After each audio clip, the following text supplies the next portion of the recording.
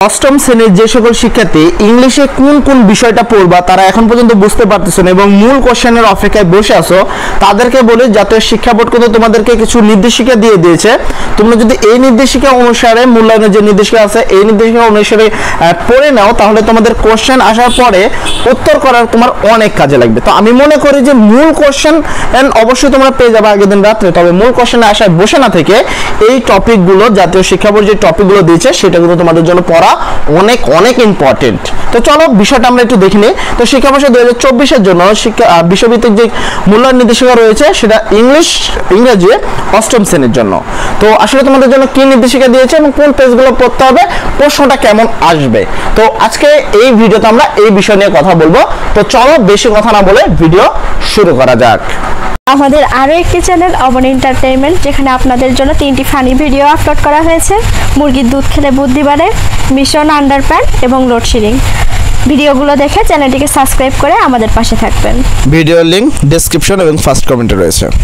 শিক্ষণফল অভিজ্ঞতার মূল্যায়নের ছক যেটা রয়েছে তোমাদের ক্লাস 8 এর জন্য, এন্ড এটা হলো বিউটি অ্যান্ড পোয়েট্রি যে কবিতাটা রয়েছে সেইটা থেকে, ঠিক আছে? এখানে কিন্তু লেখা আছে যে এটা হলো বিউটি অ্যান্ড পোয়েট্রি যে কবিতাটা রয়েছে সেই কবিতা থেকে তোমাদেরকে মূল টপিকটা পড়তে হবে।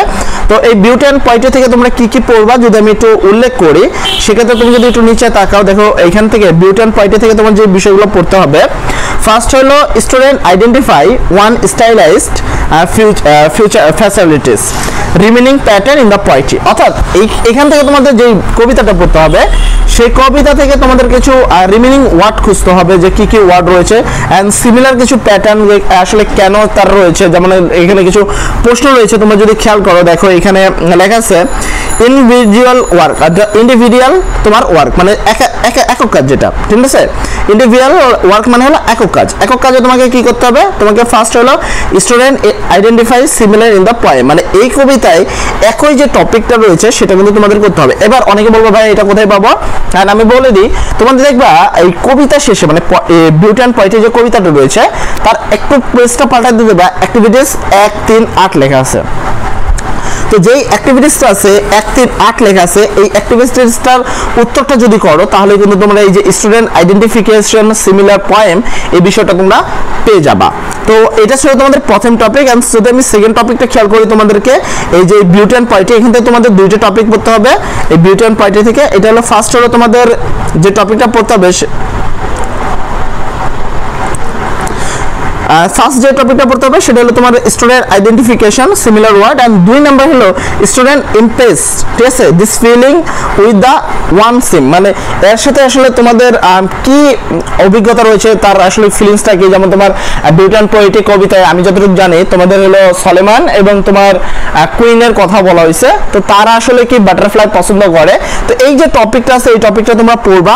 এন্ড এখানে দেখো student impress their feeling two type of seem, মানে দুই রকম তোমার এই দুই রকম সিমিলার ওয়ার্ড লিখতে হবে, যেটা তোমরা কোথায় পেয়ে যাবে। এটা হলো তোমাদের একটা গ্রুপ কাজ, মানে গ্রুপ ওয়ার্ক। এখানে তোমাদের দলগত কাজ করতে হবে, সেটা হলো অ্যাক্টিভিটিস 1, 4, 2 যেটা আছে, অ্যাক্টিভিটিস 1, 4, 2 দেখবা তোমাদের বিউটি অ্যান্ড পোয়েট্রির পরে যে কবিতা আছে সেখানে লেখা আছে অ্যাক্টিভিটিস 1, 4, 2।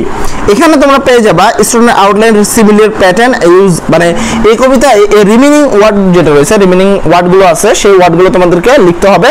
তো এটা কিন্তু তোমরা ওখানে পেয়ে যাবে। অর্থাৎ তোমাদের বিউটি অ্যান্ড পোয়েট্রি কবিতাটা কিন্তু অনেক বেশি important, and beauty and poetry কবিতাটা অবশ্যই পড়বা। অ্যান্ড 2 নাম্বার টপিক যদি আমরা দেখাই, তোমাদের 2 নাম্বার টপিক পড়তে হবে হলো দ্য বিজু ফেস্টিভ্যাল। তো বিজু ফেস্টিভ্যাল থেকে তোমাদের যেটা পড়তে হবে, তো বিজু ফেস্টিভ্যাল থেকে তোমরা কি কি পড়বা যদি আমি একটু বলি, দেখো এখানে কিন্তু পিডিএফ এ ইজিলিতে বলে রাখছে যে বিজু ফেস্টিভ্যাল থেকে তোমাদের কি কি পড়তে হবে।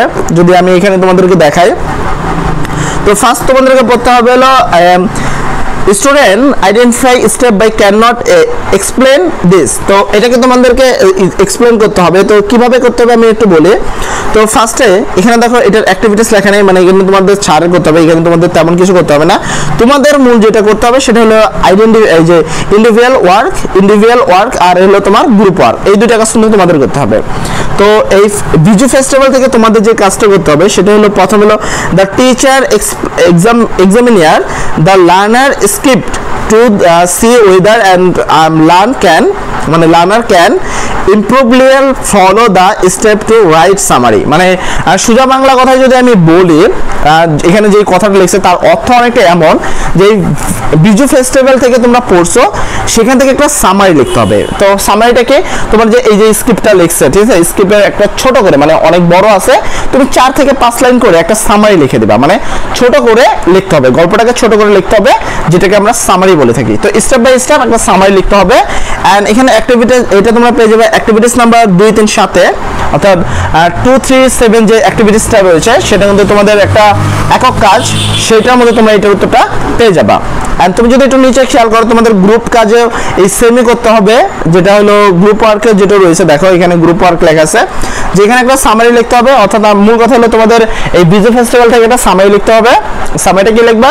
অ্যাক্টিভিটিস 2, 3, 1 থেকে গ্রুপ ওয়ার্ক যেটা আছে এটা কিন্তু একটা সামারি করতে হবে। মূল কথা বিজু ফেস্টিভ্যাল থেকে যদি আসে সামারি আসবে, এন্ড বিউটি অ্যান্ড পয়েট্রি এই কবিতা থেকে যদি আসে তাহলে এখানে রিমেনিং ওয়ার্ডটা আসবে। এন্ড তারপর যদি তুমি খেয়াল করো ল্যাঙ্গুয়েজ অ্যান্ড দ্য পাওয়ার, তো ল্যাঙ্গুয়েজ পাওয়ার থেকে তোমাদের যেই টপিকটা করতে হবে সেটা হলো তোমার জোড়াই কাজ। তো জোড়াই কাজে কি করতে হবে আমি একটু বলি তোমাদেরকে। এখানে দেখো খুব সুন্দর করে লেখা আছে যে এখানে তোমাদের জোড়াই কাজে কি কি করবা। ফার্স্টে আছে student identify at the last facilities representing introduce power and the particular context. মানে যেখানে এই যে তোমাদের যে টপিকটা লেখা আছে, ধরো এই টপিকটা তোমাদেরকে, এখানে তোমাদের টপিকের নাম হলো language and power. Language and power থেকে তোমাদের ফার্স্টে আইডেন্টিফাই করতে হবে, দেন এরা যেভাবে লিখছে বিষয়টা তোমাকে রিপ্রেজেন্টিং করতে হবে। ওই একই পার্টিকুলার টেক্সটটাকে, মানে এই টেক্সট মানে যে কন্টেন্টটা লেখা আছে বা যা লেখা আছে এই ল্যাঙ্গুয়েজ বিষয়ে, সেই বিষয়ে তোমাকে একটু নতুনভাবে লিখতে হবে, নতুনত্ব বিষয়টা নিয়ে আসতে হবে। তো এই নতুনত্ব বিষয়টা তোমরা কোথায় পাবা আমি যদি বলি, তোমরা দেখবা তোমাদের এটা হলো জোড়াই কাজ। তো জোড়াই কাজের যে বিষয়টা, সেখানে তোমরা অ্যাক্টিভিটিস নাম্বার দেখো, এখানে যে অ্যাক্টিভিটিসটা রয়েছে অ্যাক্টিভিটিস 2, 3, 3, 4, এখানে পেড ওয়ার্ক এই কাজটা তোমাদের করতে হবে। পাশাপাশি তোমরা আরেকটা অ্যাক্টিভিটিসের গ্রুপ কাজ করবা, সেই গ্রুপ কাজটা হলো এইটা, যেখানে তোমাদের করতে হবে অ্যাক্টিভিটিস 3, 3, 5, যেখানে তোমাদের করতে হবে টিচারের সাহায্য নিয়ে তোমাদের এখানে একটা গ্রুপ ওয়ার্ক করতে হবে, যেখানে রিপ্রেজেন্টিং ভাবে একটা স্ক্রিপ্ট লিখতে হবে অ্যান্ড বিভিন্ন বেটার অ্যান্ড লোয়ার পজিশন বিষয় যে বিষয়গুলো বলছে সেটা তোমাদেরকে বুঝিয়ে বলতে হবে। অ্যান্ড সর্বোপরি কথা বলে যে আসলে মূল কথা কি, এখান থেকে প্রশ্নটা কি আসবে আমি যদি তোমাদেরকে এখানে বলি ল্যাঙ্গুয়েজ অ্যান্ড পাওয়ার থেকে আসলে কোশ্চেন আসবে হলো তোমাদের ডায়লগ করছো তোমরা, দেখো অনেকে ডায়লগ পড়ছো, এখানে দেখো কনভারসেশন লেখাই আছে সুন্দর করে। যদি আমি তোমাদেরকে দেখাই, এখানে কিন্তু দেখো কনভারসেশন লেখা আছে। কনভারসেশন মানে হলো গল্প লিখতে হবে, ইংলিশে একটা গল্প লেখা থাকবে আর ল্যাঙ্গুয়েজ অ্যান্ড পাওয়ার থেকে একটা গল্প লেখা থাকবে। এই গল্পটাকে তোমাকে বাংলায় করতে হবে, শুধু বাংলা হিসাব, যে এখান থেকে আসলে তোমাকে যেটা করতে হবে এখানে একটা গল্প উপস্থাপনা করতে হবে। এই গল্পটাকে তোমাকে কি ধরো ইংলিশে আরো যদি লিখে দেয়, গল্পটাকে তোমাকে বাংলায় লিখতে হবে। অথবা এমন হতে পারে যে একটা দুজনের নাম দিয়ে দিল, সেই বিষয়ে ইংলিশে তোমাকে গল্প লিখতে হবে। তো সর্বোপরি কথা, এই ল্যাঙ্গুয়েজ অ্যান্ড পাওয়ার থেকে তোমরা যে বিষয়টা পড়বা, দেখবে এখানে কিছু গল্প লেখা আছে, আমি যতদূর জানি যে 3-4টা গল্প আছে, সেই গল্পগুলোর বাংলা মিনিংগুলো একটু পড়বা, ঠিক আছে? মিনিংগুলো যদি পড়ো তাহলে হয়ে যাবে। তো এই আশা করি যে এর বাইরে যে নিচে যেগুলো আছে এগুলো তোমাদের পড়ার প্রয়োজন হবে না, অ্যান্ড ওখান থেকে চলে আসবে। তারপরে যদি তোমরা একটু এখান থেকে দেখতে পারো এই লাস্ট স্টেপ যেটা তোমাদের রয়েছে হলো প্যারাগ্রাফ অ্যান্ড ফ্রেজিং, অর্থাৎ ফ্রেজ পড়া লাগবে তোমাদেরকে। ফ্রেজ বলতে গ্রুপ কিছু ওয়ার্ড থাকে যেগুলোর মিনিং করতে হয়, অ্যান্ড এটা অনেকটা ছক আকারে আসে, ঠিক আছে? এই গ্রুপ ওয়ার্ডটা তোমাদেরকে অনেকটা ছক আকারে আসে, যেখানে এখানে বলছে যে সিনোনিম পড়তে হবে। সিনোনিম মানে তোমার একটা শব্দ রয়েছে, সেই শব্দটা ধরো আরেক পাশে দিয়ে রাখবে, তো তোমাদেরকে এটা মিলাতে হবে যে এই শব্দের মিনিংটা এটা, এই শব্দের মিনিংটা এটা, তো এইটা বলা হয় সিনোনিম। মানে একই ওয়ার্ডের বিষয়টা তোমাকে কি দুই রকম ভাবে লিখতে হবে। তো এই এরকম ভাবে সিনোনিম এন্টিনিমটা পড়তে হবে, তো সিনোনিম পড়তে হবে। তো আমি যদি সর্বোপরি সামারি বলি যে আসলে তোমাদেরকে কি কি পড়তে হবে, ফার্স্টে ধরো কিছু আন্ডারলাইন করা থাকবে, তো সেই আন্ডারলাইনের সিনোনিম অথবা একটা ধরো একটা ছক থাকবে, যে ছকের সিনোনিম লিখতে হবে। এটা তোমরা পাই যাবা 4-4-1 অ্যাক্টিভিটিসে, আর এটা পাবা 4-4-3 অ্যাক্টিভিটিসে, ঠিক আছে? আর একটা পাবা 4-4-3-4 অ্যাক্টিভিটিসে। এই 3টা কাজ করে নিবা। এটা দেখবো তোমাদের বইয়ের অ্যাক্টিভিটিস নাম্বার লেখা আছে, প্রত্যেকটা অ্যাক্টিভিটিসে দেখবা নাম্বার লেখা আছে, সেখানে যদি তোমরা এই নাম্বারগুলো ফলো করো তাহলে হবে, উত্তরগুলো পেয়ে যাবা।